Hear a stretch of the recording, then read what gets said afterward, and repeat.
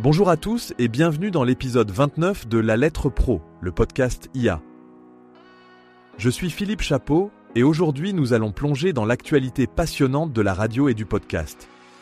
Nous nous intéressons à la performance impressionnante d'Europe 1 dans le classement UAR national. Europe 1 a enregistré une augmentation significative de son audience et nous allons explorer les détails de cette croissance. Avec 2 359 000 millions d'auditeurs, Europe 1 a réalisé un gain de 396 000 nouveaux auditeurs en un an, ce qui constitue la plus forte progression du marché radio. Cette croissance est portée par un public non seulement plus nombreux, mais aussi plus fidèle, avec une durée d'écoute de 105 minutes, en hausse de 6 minutes par rapport à l'année précédente. Europe 1 atteint ainsi une part d'audience de 3,9%, en augmentation de 22% en un an, atteignant son meilleur niveau depuis 2021. L'émission Europe 1 Matin, animée par Dimitri Pavlenko avec Anissa Haddadi, est particulièrement remarquable, attirant 1257 000 auditeurs et enregistrant des progrès sur tous les indicateurs. La tranche horaire a gagné 237 000 auditeurs en un an en audience cumulée. Depuis l'arrivée de Dimitri Pavlenko en 2021, l'émission n'avait jamais atteint une telle audience et une telle part d'audience, qui est maintenant de 5,1%, soit une augmentation de 0,8 points en un an, la meilleure progression du marché. De plus, l'émission Pascal Pro & Vous, animée par Pascal Pro, continue également de croître avec 763 000 auditeurs. Elle enregistre une hausse pour la 4e vague consécutive, accueillant 282 000 nouveaux auditeurs en un an, soit une augmentation de 59% de son audience. Pascal Pro réalise ainsi la meilleure progression du marché en termes de part d'audience, avec une augmentation de 2,3 points et devient l'émission généraliste la plus écoutée entre 11h et 13h. La croissance d'Europe 1 ne se limite pas à la radio traditionnelle. Avec 220 millions de vues sur la période avril-juin 2024, Europe 1 double sa visibilité sur ses chaînes sociales telles que YouTube, Dailymotion, Facebook, Twitter, Instagram, TikTok et Snapchat, enregistrant une augmentation de 111% en un an. Elle conserve ainsi son statut de première station généraliste sur YouTube. Enfin, Europe 1 continue de renforcer sa position sur le marché des podcasts avec 42,6 millions de podcasts écoutés sur la même période. Parmi ceux-ci, On de la raconte se distingue avec 22,5 millions d'écoutes et les nombreuses productions natives, dont Les récits extraordinaires de Pierre Bellemare, cumulent 1,1 million d'écoutes sur la période.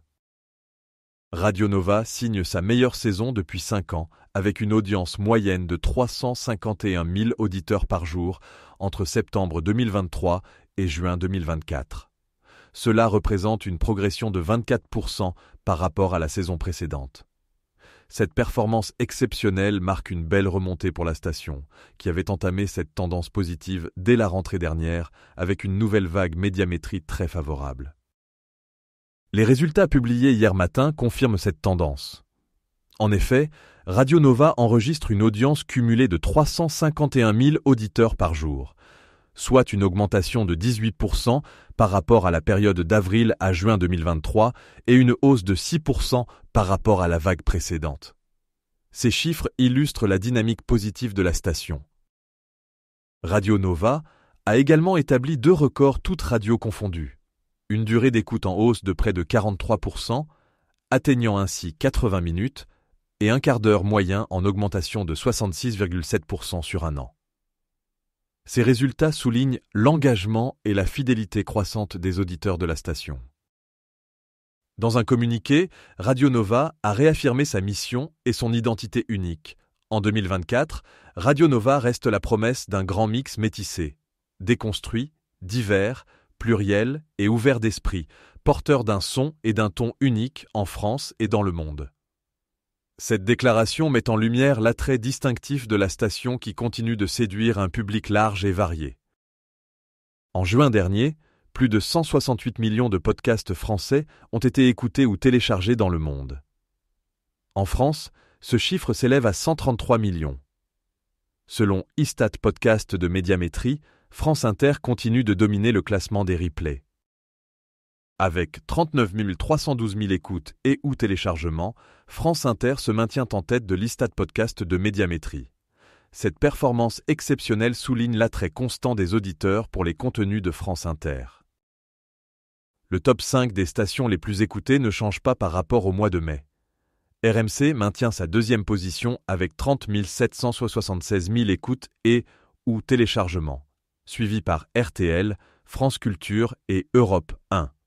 Radio France place 3 de ses 7 stations dans ce top 5, France Inter, France Culture et France Info. L'émission L'Afterfoot reste l'émission la plus téléchargée en juin, avec plus de 16 millions d'écoutes et ou téléchargements. 2 changements notables sont à signaler dans le classement des émissions. Affaires sensibles de France Inter recule d'une place, laissant sa position à Le Fil Info de France Info, qui passe de la 10e à la 4e position. Ces résultats démontrent l'importance croissante des replays et des podcasts dans la consommation de contenus audio. En effet, les auditeurs privilégient de plus en plus la flexibilité et la diversité offertes par ces formats. France Inter, avec son catalogue riche et varié, réussit à répondre à ces attentes et à maintenir son leadership sur le marché. La Confédération nationale des radios associatives, ou CNRA, a pris note des résultats des récentes élections législatives. Ces résultats éloignent le danger d'une fragilisation de l'ensemble du paysage radiophonique français en permettant de maintenir un service public de l'audiovisuel fort et en préservant le financement des radios associatives. Cependant, la CNRA souligne qu'il est impératif de renforcer leur financement. Les radios associatives jouent un rôle crucial dans la diversité médiatique et la représentation des voix locales. Elles offrent une programmation variée qui inclut des émissions culturelles, éducatives et communautaires, souvent négligées par les grandes stations commerciales. Le soutien financier accru permettrait à ces radios de continuer à remplir leurs missions sociales et culturelles. Dans ce contexte, la CNRA appelle à une augmentation des subventions et à la mise en place de mesures spécifiques pour soutenir le développement de ces radios. Un financement stable et suffisant est essentiel pour garantir leur indépendance éditoriale et leur capacité à innover. La CNRA insiste également sur la nécessité d'un cadre réglementaire favorable qui reconnaisse et valorise le rôle unique des radios associatives dans le paysage médiatique français. La CNRA propose plusieurs pistes de réflexion pour renforcer le soutien aux radios associatives. Parmi celles-ci, une révision du Fonds de soutien à l'expression radiophonique locale, ou FCR, afin de mieux répondre aux besoins actuels des radios associatives. L'adaptation des critères d'éligibilité et l'augmentation des montants alloués pourraient permettre un soutien plus efficace et plus équitable. En outre, la CNRA suggère de développer des partenariats avec des institutions publiques et privées pour diversifier les sources de financement. Ces partenariats pourraient inclure des collaborations avec des collectivités locales, des entreprises et des fondations, afin de créer des synergies bénéfiques pour les radios associatives. La diversification des financements est vue comme une stratégie clé pour assurer la pérennité et la résilience de ces médias. Enfin, la CNRA insiste sur l'importance de la formation et du développement professionnel pour les acteurs des radios associatives. Des programmes de formation continue et des ateliers spécialisés pourraient aider les équipes des radios à acquérir de nouvelles compétences et à s'adapter aux évolutions technologiques et aux nouveaux modes de consommation des médias. Un personnel bien formé et motivé est essentiel pour maintenir la qualité et l'attrait des programmes proposés par les radios associatives. Enfin, Delphine Ernotte-Kunci a été réélue présidente de l'Union européenne de radio-télévision, ou UER, pour un 3e mandat de 2 ans à compter du 1er janvier 2025.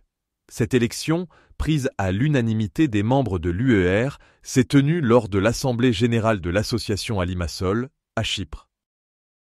Delphine Ernotte-Kunci, qui occupe ce poste depuis le 1er janvier 2021, continuera de diriger la plus grande association de médias publics au monde dans un contexte de défis sans précédent. L'audiovisuel public européen doit faire face à une transformation radicale des usages et du secteur, aux défis majeurs de la désinformation, ainsi qu'à la montée des populismes et des interférences politiques sur les médias publics. Les membres de l'UER ont renouvelé leur confiance dans le leadership de Delphine Ernotte Kunci et de sa vice-présidente Cilla Benko de Sveriges Radio en Suède. Ils ont souligné leur capacité à défendre les valeurs de pluralisme, d'indépendance et de liberté portées par les médias publics partout en Europe, ainsi que leur rôle essentiel dans le rassemblement des citoyens. Delphine Ernotte Kunci a exprimé sa gratitude pour cette reconduction et a réaffirmé son engagement à défendre les valeurs fondamentales de l'UER. Elle a insisté sur l'importance de l'indépendance des médias publics et de leur capacité à offrir une information de qualité dans un environnement médiatique de plus en plus complexe. Merci d'avoir écouté cet épisode de La Lettre Pro, le podcast IA.